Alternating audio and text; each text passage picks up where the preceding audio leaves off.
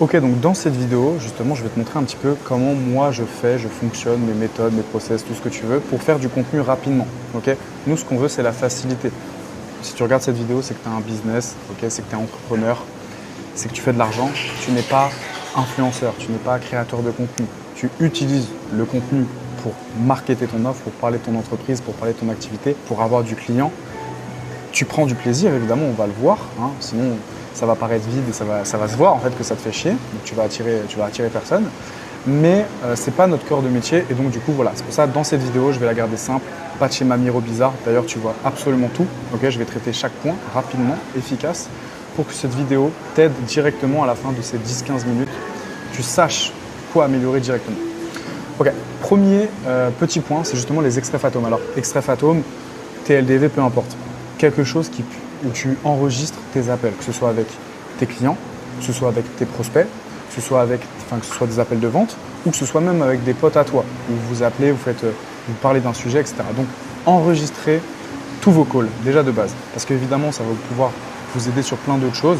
Vous récupérez le transcript, vous mettez ça dans un GPT, ça vous fait par exemple une value asset ou peu importe.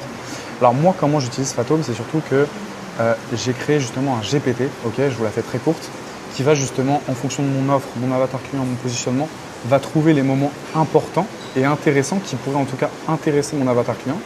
Et en fonction du transcript, justement, il va me dire les time codes, ok, où est-ce que j'ai dit ça et pourquoi ce serait intéressant de justement en faire un réel. Donc en fait, moi, j'ai un GPT, littéralement, qui me fait gagner un temps fou, qui me dit de là à là, tu as dit quelque chose d'intéressant, pourquoi c'est intéressant, pourquoi ça devrait attirer mon avatar client, quelle phrase précise lui a fait penser ça, et du coup, il va me dire directement. Donc moi, j'ai un SOP, j'ai délégué un monteur, mais tu peux très bien le faire. Tu fais ton montage, boum, et tu regardes sur mon compte Insta, RafGTR, si jamais tu ne m'as pas sur Instagram. C'est tous mes extraits Fathom, je les fais comme ça. Et ça me prend littéralement 0 secondes. Parce que je ne suis pas en train de créer du contenu, je suis en train juste d'appeler du monde et je récupère ce temps-là pour en faire d'autres choses. C'est que 1 minute de mon temps, je la ressors en 2 minutes. C'est-à-dire qu'il y a 1 minute de coaching, le but premier, mais aussi 1 minute de réel. Okay, donc tu gagnes du temps aussi à travers ça. Deuxième point, ça va être justement de faire du contenu non documenté. C'est à peu près dans la même logique. Le contenu non documenté, c'est du contenu où ce que tu es en train de faire, ce que tu es en train de filmer, ça n'a pas pour but premier d'être filmé. Okay, c'est pas comme si je prenais ma caméra et que j'étais là en train de parler, etc. et de parler d'un sujet, de faire du contenu. Okay, là, c'est vraiment le but, c'est de gagner du temps là-dessus. Donc ça peut être dans tes coachings, comme je le disais. Donc moi, personnellement, ce que je fais, c'est que j'ai toujours ma petite caméra, mon Osmo Pocket qui est là quand je fais un coaching qui est à côté. Okay, et que dès que je sens que je vais dire quelque chose d'intéressant, boum, je mets rec. Okay, comme ça, je dis la chose intéressante, mais en même temps, j'ai un réel. Okay, et ça change un peu du format Fathom, parce que des fois, la qualité vidéo, son et tout, c'est un peu relou. Boum, j'allume. Okay, pareil, dans mes discussions. Des fois, moi, je suis dans des coworking où je peux discuter avec des potes. Dès que je sens que la discussion elle est intéressante, boum, je rec, ça prend 2 secondes. Évidemment, le but après, c'est d'avoir un vidéaste qui te suit un peu partout à la Marvin, tu vois. Mais c'est ce truc-là. Pareil dans le sport, dans le quotidien. Tu es au restaurant, okay, tu es au restaurant, tu parles d'un truc, tu sens que ça va être intéressant, tu lâches ta petite caméra. Aujourd'hui, là, je te parle de l'Osmo, mais tu as un téléphone qui filme super bien. Okay, c'est trop important de ne pas juste avoir du contenu où tu vas donner de la valeur, ou en tout cas, ça se voit que dans ta vidéo, tu l'as faite pour créer du contenu. Okay, vraiment ce truc-là. Contenu non documenté, c'est du contenu qui, le but premier n'était pas de faire du contenu. Okay, du coup, qu'est-ce que ça fait? Ça va t'aider violemment sur justement créer de la connexion avec ton audience. Parce que justement, c'est pas documenté. Et en fait, tu as vraiment ce truc-là où il n'y a pas de filtre. Tu vois, la personne, elle te voit à travers ton contenu, elle te voit comme tu es dans la vraie vie. Okay, donc ça, sur le plan humain, sur le plan justement créer de la proximité avec ton audience, générer de la confiance, c'est du contenu non documenté qui va vraiment en plus, enfin en tout cas sur le format, va t'aider à connecter. Parce qu'évidemment, tu peux faire du contenu où tu as écrit, etc., où tu vas quand même connecter. Parce que dans le fond, tu parles de choses qui vont connecter. Quand tu parles de ton histoire, de pourquoi tu fais les choses, dans le fond, ça connecte. Mais là, dans la forme, le contenu non documenté connecte. Okay, troisième point. Prendre des notes et te filmer pour capturer tes pensées. Oui, parce que comment faire du contenu rapide, c'est aussi trouver des sujets rapidement. Ne pas être là à chaque fois à se dire de quoi je pourrais parler. Alors, petite parenthèse, si tu ne sais pas de quoi parler, c'est qu'en réalité, tu ne maîtrises pas ton sujet. Ça, c'est un fait. Okay, si tu maîtrises ton sujet, tu as des idées de partout. Donc là, le but, c'est surtout de vous expliquer comment moi, personnellement, je fais pour capturer mes idées et pour être sûr de justement n'avoir aucune bonne idée que j'oublie. Parce que des idées, tu en as plein. Des pensées, tu en as constamment. Essaye de penser à rien, tu ne peux pas. Okay, ton cerveau réfléchit constamment. Et toi, ton travail, c'est juste de capturer ça. Alors, moi, ce que je fais, personnellement, je sais qu'il y en a qui vont avoir un petit carnet, ils vont écrire.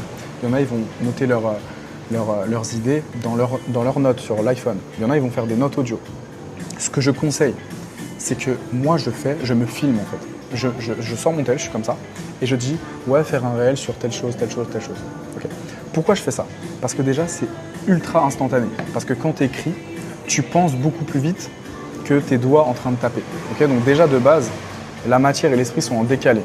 Donc, tu vas perdre des informations. Pourquoi pas juste des audios? Parce qu'en réalité, quand je me filme, vu que je me vois, dans l'information que je veux transmettre, il y a beaucoup plus d'informations, beaucoup plus de détails. Parce que quand tu vas écouter un audio que tu as tourné alors que tu l'as tourné il y a 2 semaines et que tu l'écoutes 2 semaines après, potentiellement c'est très très dur de te remettre dans l'état d'esprit que tu avais, etc. Et au final, tu vas perdre des informations. Et la pensée que tu avais il y a 2 semaines, quand tu la traites 2 semaines après, il y a énormément de choses que voilà, tu es passé à côté, etc. Tu ne te souviens plus trop. Moi, c'est vraiment ça. Dans ma galerie, c'est le bordel. Dans ma galerie, c'est juste moi qui est en train de parler. Il y a ma tête, il y a ma grosse tête, toutes les 2 photos, toutes les 2 vidéos, qui est en train de dire ce que je pense. Okay, et justement, il y a aussi un petit détail, c'est de segmenter. Quand tu vas créer du contenu, tu ne vas pas créer du contenu de A à Z. Donc ça, c'est un peu la base. Tu vas faire du contenu, justement, tu penses à des idées. Après, tu vas tourner genre 10 réels d'un coup, peut-être. Et après, tu vas monter ou si tu as un monteur. Okay, donc c'est ça. C'est vraiment, à un moment donné, moi, je vais juste trier mes idées, les clarifier, savoir ce qui est intéressant, etc. ou pas. Et des fois, je suis tellement dans le flow que là, en fait, dans une journée, je vais sortir je vais enregistrer genre 15 réels, tu vois. Parce que je suis trop inspiré, parce que tout va bien, ok. Justement parce que j'ai su capturer mes idées, ok. 4e point, pour faire du contenu rapidement. Faire des longues vidéos où, justement, là, tu te laisses parler, donc tu es dans le flow, ok. Donc, ce que je disais, c'est que ça peut faire des vidéos YouTube rapides, mais surtout des réels. C'est-à-dire que des fois, si tu veux faire des réels rapidement, tu poses ta caméra, tu parles pendant 15-20 minutes, okay, de sujets. Alors évidemment, c'est mieux d'avoir des sujets à l'avance. Tu vois, tu prends des notes, tu regardes tes notes, tu fais un travail sur tes notes, de tes pensées, etc. Mais quand tu veux les tourner, boum, tu te filmes genre longtemps. Ça va venir et toi, derrière, tu auras juste à regarder ce rush de 20 minutes et en fait, sans t'en rendre compte, tu as genre entre 7 et 12 réels déjà de près. Tu as juste à les cutter, tu vois. Ça, c'est super rapide. Toujours penser au format, donc ça c'est un peu ce que je disais, c'est que de manière générale, de la même manière dont je te parlais, 1 minute de ta vie, par exemple, à faire du coaching, tu le ressors en, du coup, 1 minute de coaching pour tes élèves, pour tes clients ou peu importe, mais aussi 1 minute pour, par exemple, du contenu. De manière générale, dans la même logique, quand tu vas créer du contenu, je te conseille toujours de te filmer en horizontal, okay, large, okay, pour que cette vidéo, tu puisses la traiter dans du YouTube, dans du vlog ou des value assets, peu importe, mais aussi que tu puisses cropper dans l'image pour faire des réels. Okay, donc une vidéo peut te servir 2 fois. Donc moi, voilà, je tourne quasiment tout en horizontal, à part si je sais qu'il y a une vidéo, c'est que pour du réel, ça ne va pas sortir sur YouTube, je me mets en format vertical. Okay, alors voilà, dès que tu as une idée, fais-toi confiance, envoie. Alors ça, c'est réel. Parce qu'en fait, il y en a, vous ne faites pas confiance. Vous maîtrisez votre sujet, mais dès qu'il s'agit de faire du contenu, vous êtes là en train de scripter. Vous êtes en train d'écrire vos phrases. Et du coup, tu es en train de casser tout ce flow, le fait d'être spontané, etc. En fait, c'est nul. C'est nul. Et il y en a, malheureusement, qui sont très bons dans ce qu'ils font, mais dès qu'il s'agit de faire du contenu, c'est catastrophique parce que déjà, dans le format, tu as scripté, okay, vu que tu ne te fais pas confiance, etc. Donc, fais-toi confiance, ça veut dire que forcément, si tu n'es pas habitué à te filmer, à parler, forcément, au début, ça va être mauvais. Okay, mais quoi qu'il arrive, plus tu vas faire, plus tu vas t'améliorer. Le volume, c'est un levier pour s'améliorer. Tu ne peux pas tricher. Tu ne peux pas apprendre. C'est comme, je veux dire, tu veux apprendre à nager, tu as beau lire ou regarder des formations sur comment nager ou lire des bouquins, tant que tu n'es pas dans la piscine, il n'y a rien qui se passe. C'est exactement la même chose pour le format, donc pour le contenu, pardon. Fais-toi confiance au bout d'un moment. Mais par contre, quand tu fais du contenu freestyle, pense uniquement à ton hook. Tu as beau avoir le meilleur contenu, si dans les 5 premières secondes, je ne sais pas à qui tu parles, de quoi tu parles et c'est quoi les bénéfices pour moi de rester sur ta vidéo, même si par la suite ça va être super intéressant ce que tu me dis, ton réel ne va pas performer et ça ne va rien faire en fait, tu as juste perdu ton temps. Pour gérer un hook, je vais te donner un peu la méta. la méta pour attirer une personne et faire en sorte qu'une personne se sente concernée. Il y a 4 niveaux de hook. Retiens bien, c'est super important. Premier niveau, ça va être le niveau démographique. Okay, donc par exemple, si tu es un salarié, si tu gagnes entre 3 et 5, si tu as 30 ans, etc. Là, je décris. Okay. Après, tu vas avoir le deuxième niveau, c'est le niveau des problématiques. Okay, si tu as ce problème-là, si tu galères à faire ça, si tu procrastines, si tu es en manque de ça, etc. Ça, c'est des problématiques. Troisième niveau, ça va être émotionnel. Le fait d'avoir ce problème-là, c'est quoi? Comment il se ressent? Si tu doutes, ok? Si des fois tu fais ça, mais en fait tu as peur de ça. Si jamais tu ne sais pas comment tu vas faire le mois d'après, peu importe. Ça c'est émotionnel. Okay? Qu'est-ce qu'il ressent? Donc globalement, pour faire simple, démographique c'est vraiment la personne.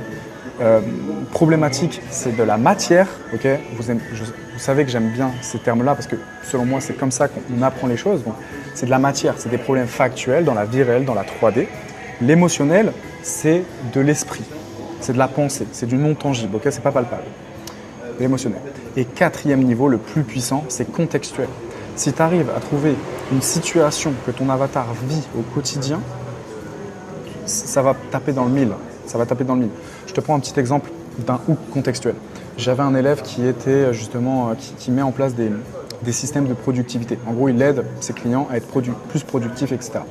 Un hook contextuel qu'il avait fait et qui était très très bon, c'était si tu passes plus de temps à trier tes mails que de passer du temps avec tes enfants, regarde cette vidéo. Et là, toutes les personnes, du coup, son avatar client, putain, se disent, mais ouais, les heures à trier mes mails, c'est vrai que j'aurais pu les passer avec mes enfants. Et là, qu'est-ce qui se passe? Boum, je reste sur ta vidéo. Okay, forcément.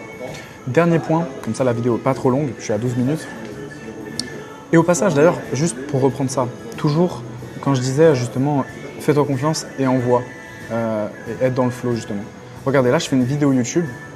Je ne code pas, je n'ai pas besoin de coder. Pourquoi? Je maîtrise mon sujet, je me fais confiance. Et même si je bégaye, même si j'hésite, retenez bien ce que je vais dire. Si j'hésite, c'est pas grave.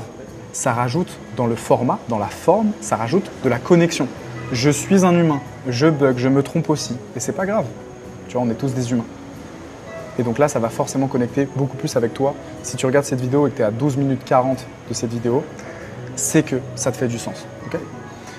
Donc, dernier point, c'est justement le plus important dans ton contenu de manière générale, ça va être les intentions. Trop d'entrepreneurs sont que sur l'intention de valeur. Je te donne de la valeur, je t'apprends à faire des choses, je te donne de l'expertise. Okay. C'est bien, attention, c'est très très bien, mais il te manque d'autres intentions. Les intentions que moi j'utilise, ça va être valeur, crédibilité, connexion. Valeur, c'est j'apporte des solutions, je crée, attention, quand tu donnes de la valeur, c'est quoi le but? C'est justement de créer un biais de réciprocité. Okay? Donc il faut donner de la valeur qui soit activable. Okay? Que si jamais il quitte ta vidéo, il puisse avoir des résultats directement grâce à toi dans sa vie. L'intention de crédibilité, c'est montrer que ce que je dis, je le fais et ça marche. Okay? Que ce soit pour mes propres résultats ou pour les résultats de mes clients. Okay? Donc résultats clients, témoignages, mes propres résultats. Le lifestyle, même si j'aime pas trop en mettre, le lifestyle, c'est de la crédibilité.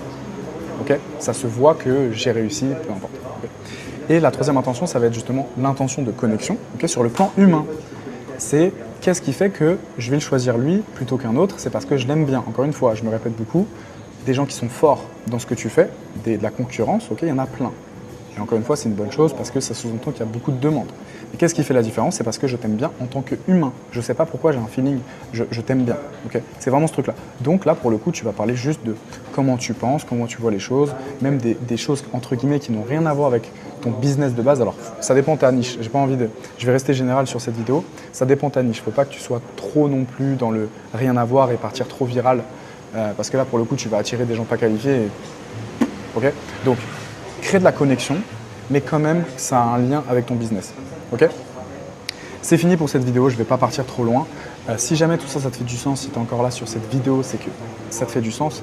J'ai un groupe WhatsApp, encore une fois, complètement privé, où j'envoie de la valeur quotidiennement, des vocaux, des ressources, etc. C'est complètement gratuit. Le lien, il est en description. Et n'hésite pas, encore une fois, si jamais tu veux directement discuter avec moi sur des problématiques précises, etc. Mon Insta, RafGTR. Ok? Je te souhaite une très bonne journée ou une très bonne soirée. Travaille bien, à plus et balade-toi un petit peu sur ma chaîne YouTube. Il y a énormément de valeur, ok? Genre vraiment, fais-toi kiffer. Ciao.